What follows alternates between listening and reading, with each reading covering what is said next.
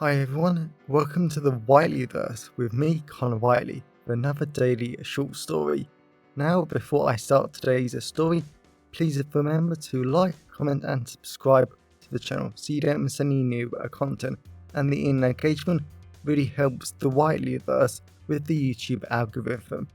Also, if you want to buy this short story and any of my other fiction, then they're available from all major ebook retailers and at your local bookstore and local library if you requested, and you can order paperback copies from Amazon. Now, here's today's short story. I hope you enjoyed just as much as I did writing it. Timeless. Why are you doing this?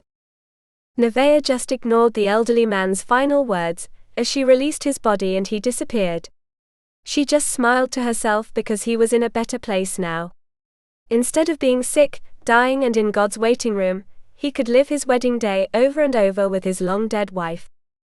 He could see her again forever, and he could be happy every moment of his life, stuck in a time loop without even realizing it. Navaeh went up the long wide street, with plenty of dirty white terraced houses lining it. Most of the little houses had cracked windows, dirty white paint jobs, and large streaks of paint peeling off the walls, just for so many people Hell's Place was home. Navaeh ran her hands across the dirty red, blue and black cars of various makes and models that stood proudly outside their owners' homes. As if there was anything to be proud of in Hell's Place. Navaeh swiped her dirty hands on her trousers. She was actually surprised there were some new cars for a change. Most of the Fords, Fiats and Land Rovers were at least 20 years old in Hell's Place. Clearly there was some new money coming in. That probably wouldn't end well, but that wasn't her problem. She went along the road a little more, smiled, and stopped outside a tiny house covered in mud. She tucked a long curl behind her ear, and enjoyed the great smell and taste that formed on her tongue of crispy maple smoked bacon, juicy pork sausages and sweet freshly fried apple fritters. Someone was making their kids a brilliant breakfast. She was almost jealous. It was small moments like this that made her happy to call Hell's Place home.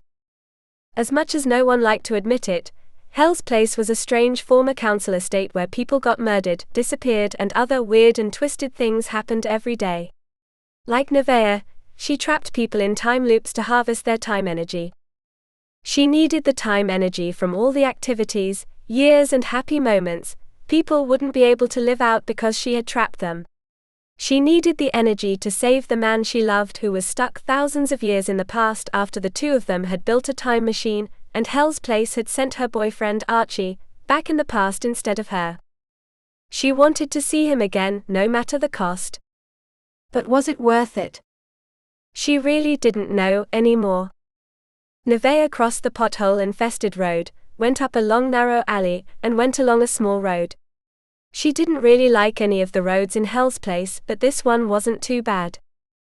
To her left, there were endless amounts of tiny flats that used to be social housing that had large white planks hanging off the outside, black mold running up the walls, and the smell of fecal matter lingering in the air. To her right was nothing but a large open field with lustrous long green grass, children running and playing football, and hapless parents trying and failing to keep up with their kids. It was hopeless, and Navaeh supposed it was nice. Then she came to her target.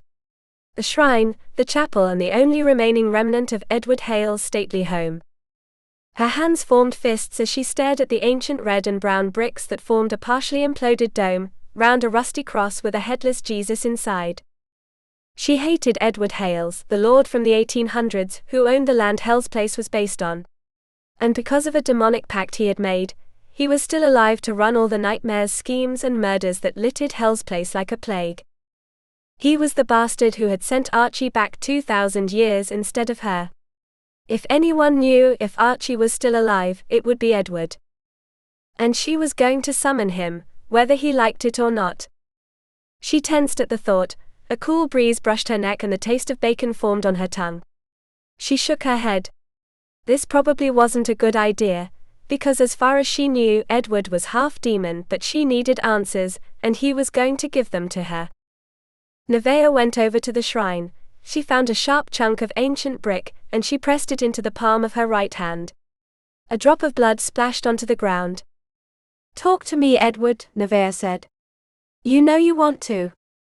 Navaeh looked round. All the children and parents were running off back to their homes like their lives depended on it. No cars were driving past and no one else was stirring inside the flats. It was just her, and her alone. A cold breeze brushed her neck, and then she felt a man standing so close to her that she could feel his body warmth against her back. She turned round, gave the man a mocking bow, and she smiled at Edward. Edward was always handsome and cute as hell, despite how uncomfortable she felt looking at his young appearance. He probably looked no older than 22, in his tight black business suit, longish brown curtains and blood-red eyes. She wanted to punch him, kick him and shout at him. He was the reason why she had been trapped making time loops for the past year. All the lines, all the immoral actions, everything she had done was his fault. If she could just get away, get free and be with Archie, then she wouldn't have to trap any more people. It was only now she was realizing just how much she hated everything she was doing. She was turning into a monster. She wasn't even asking for consent, permission, or what would make people happy anymore. She was just creating time loops, and forcing people to relive the happiest moments of their life. Whether they wanted to or not. It wasn't right, just or even fair. I never want to talk to my creations, Edward said, adjusting his suit. I made you into what you are. Unless I have a problem with you, I never want to see or talk to you. Navaeh's fists got even tighter. Damn you. Is Archie even alive? Was he killed 2,000 years ago? Is this just for kicks and giggles now? Edward smiled, ran his young hands over his shrine, and shook his head. Do you know why I created Hell's Place? Because you're a twisted psychopath. Edward laughed. True, but there are other reasons. Even my demonic pact doesn't explain everything. I created Hell's Place because I wanted to entertain myself. Navaeh's blood boiled. She raised her fists, she punched Edward. Edward's head fell off, it rolled across the ground, and he simply picked it back up. Navaeh was more disturbed, it didn't put his own head back on. He was just holding it like he was holding a baby, and his blood-red eyes just stared back at her. You want to know why you create time loops, instead of simply going back to your physics degree at university. It's because you enjoy it, and you're scared to admit my power. Navaeh laughed and looked away. That wasn't possible. She did not enjoy creating time loops. She did not enjoy destroying lives against their will, and she certainly wasn't scared to admit his power. I know you're a god more or less, she said, looking into his blood-red eyes. I do not know everything you can do, but I have seen enough. You can give me supernatural powers, you can transport my boyfriend 2,000 years into the past, and you have killed more thousands than I want to admit. Edward grinned. So I am not scared, Edward Hales. I am scared of what I will become, but I do not fear you. Tell me, is Archie even alive? Would the answer matter? Navaeh threw her hands up in the air, another cold breeze brushed her neck, and she wanted to wash her mouth out from the constant salty bacon taste. Of course it matters, she said. Everything I am doing is because of Archie. I am forcing people into time loops to get time energy for him. That is what you said would keep him safe and… Edward rolled his blood-red eyes, attached his head and cracked his neck. Navaeh had no idea how to respond to that. She couldn't even see a seam in his neck. Archie is alive, Edward said. At least for 1,000 years. That is the point he is at currently. He is in 1 AD France at the moment. Navaeh nodded, but she didn't know what that meant. Were her time loops helping? Was Edward lying? Was that meant he was going to get back to 2025 safe and sound? Would he even be in love with her still when he returned to 2025? I want him back now, Navaeh said, staring into Edward's bloody eyes.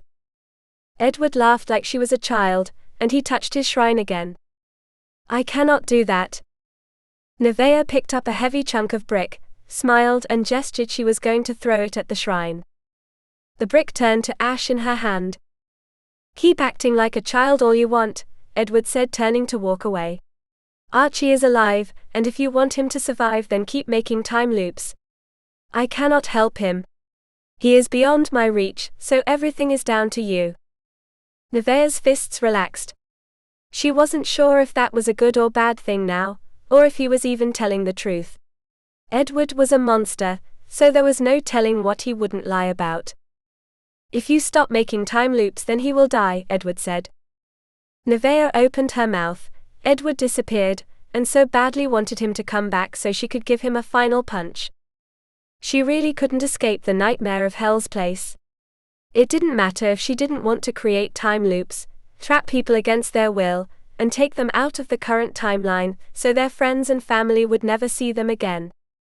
There wasn't another choice. If she didn't keep up her time loops, the kindest, most beautiful, and smartest man alive would never come back to her. She shook her head, started to walk along the long road, and she was determined to find her next victim. Not because she wanted to, not because she was happy, but because of love. That was her timeless why, and that was why until the day Archie came back to her she would keep creating time loops. No matter the personal, ethical or moral cost. She was destroying lives for love, and that had to count for something, right? She just wanted to save the man she loved. And she would do it all again until the end of time, just to see his beautiful face, hear his perfect laugh and feel his soft lips a final time. Welcome back everyone, it's me again, Connor Whiteley. So I really hope that you enjoyed today's story, because I flat out love writing, creating stories and sharing them with you. If you really enjoyed today's story, then please remember to like, comment and subscribe to the channel so you don't miss any new content, and the engagement really helps the Whiteleyverse with the YouTube algorithms.